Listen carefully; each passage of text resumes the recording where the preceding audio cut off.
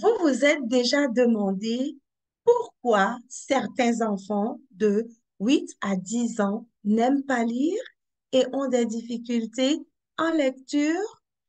Alors, c'est de ça qu'il s'agit dans les 4 capsules vidéo que j'ai préparées et j'ai commencé à partager avec vous.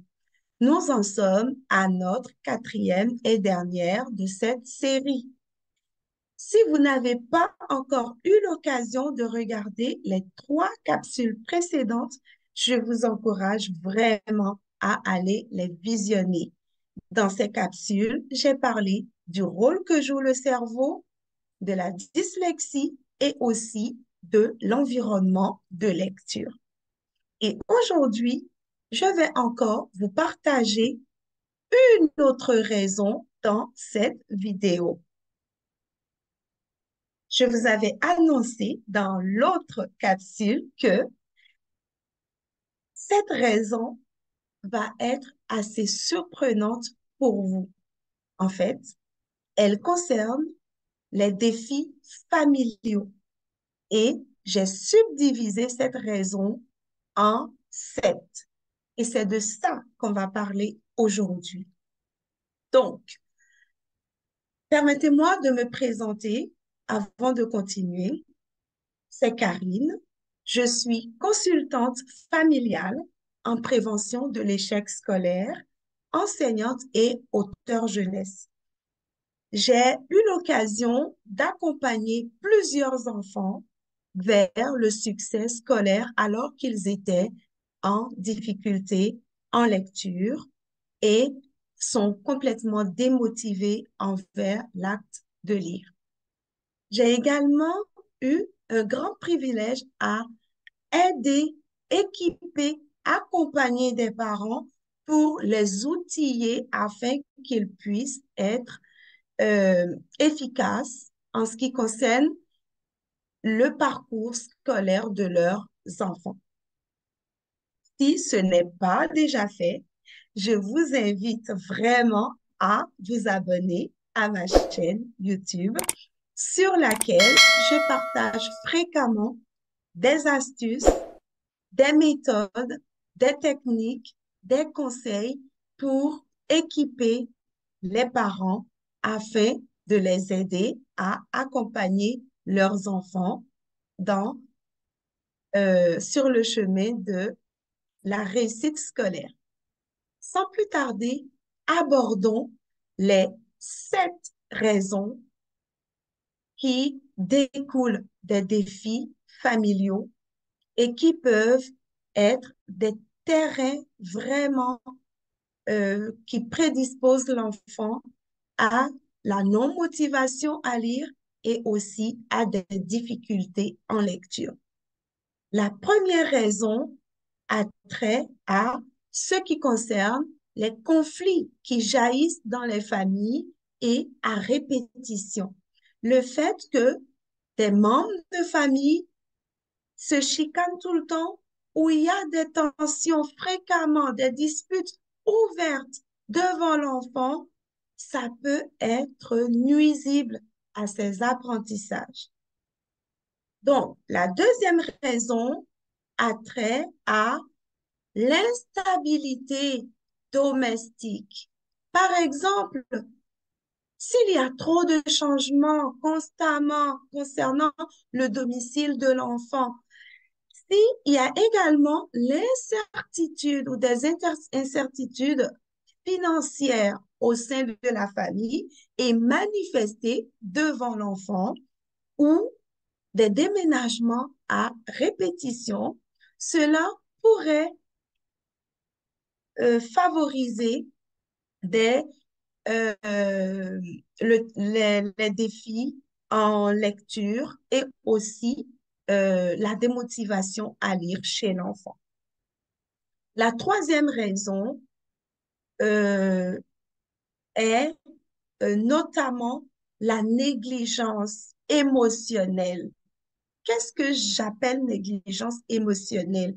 C'est le fait de manquer de temps, le fait de ne pas prendre assez de temps pour manifester votre reconnaissance des efforts de l'enfant et de l'encourager pour, euh, euh, pour qu'il puisse aller plus loin dans ses apprentissages ou qu'il continue à faire des efforts. Cela pourrait affecter l'enfant au point de le démotiver, au point de faire en sorte qu'ils se disent inconsciemment que ça vaut pas la peine de continuer à faire des efforts pour ses études. Alors, faisons attention. Je vous invite à vous abonner si ce n'est pas déjà fait. Abonnez-vous. Maintenant, venons à la quatrième raison. La quatrième raison euh, est notamment les problèmes de santé mentale que euh, un membre de la famille ou les parents ou un des parents vit. Euh, alors, cela pourrait faire en sorte que l'enfant soit préoccupé par l'état de santé mentale de son père ou de sa mère ou de l'un des membres de la famille. Par exemple, si quelqu'un souffre de la dépression ou d'un trouble de l'anxiété ou de troubles de personnalité dans la famille, faisons attention aux enfants parce que cela pourrait impacter sur leur développement et leur engagement envers leur scolarité et peut générer des difficultés.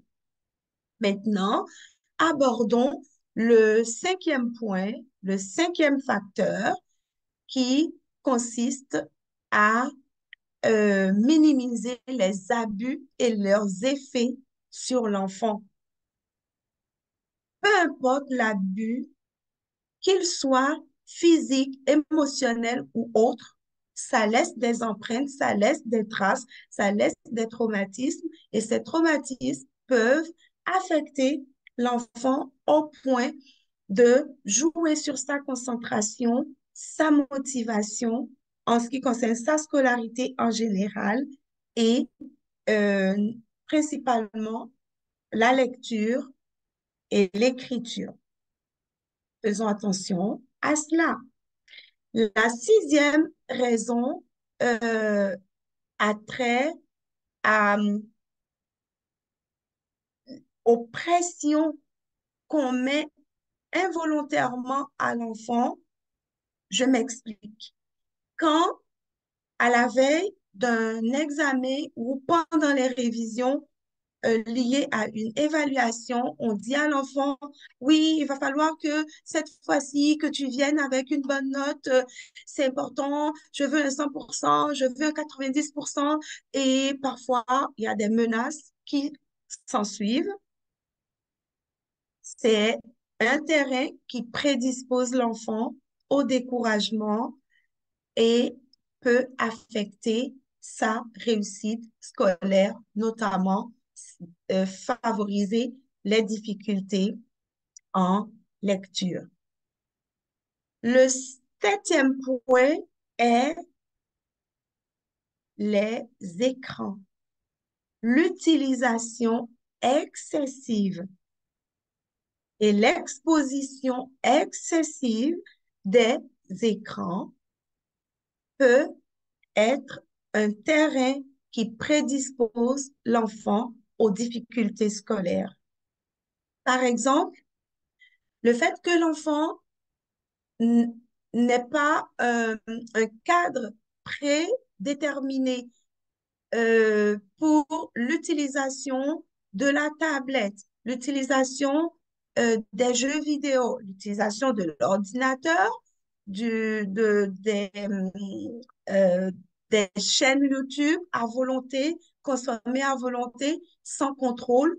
Tout ça, ça peut nuire à son développement académique et aussi à son potentiel optimal. Donc, faisons attention à ces 7 facteurs-là, en plus des autres raisons mentionnées dans les autres vidéos précédentes. Voilà. Donc aujourd'hui, nous venons de voir les 7 raisons qui font en sorte que l'enfant ou certains enfants n'aiment pas lire et ont des difficultés en lecture. Je vous invite à vous abonner à ma chaîne YouTube pour ne rien manquer parce que bientôt, je vais donner aussi quelques conseils et quelques astuces qui vont aider les parents, les équiper à pouvoir faire estomper ou amenuiser ou réduire les difficultés de leur enfant en lecture et décupler, augmenter la motivation de l'enfant en lecture. Donc, restez à l'affût, abonnez-vous et puis, n'hésitez pas à laisser également des commentaires euh, sur ce que vous avez aimé dans cette vidéo. Voilà. Alors, on se revoit dans d'autres vidéos. À très bientôt. Au revoir.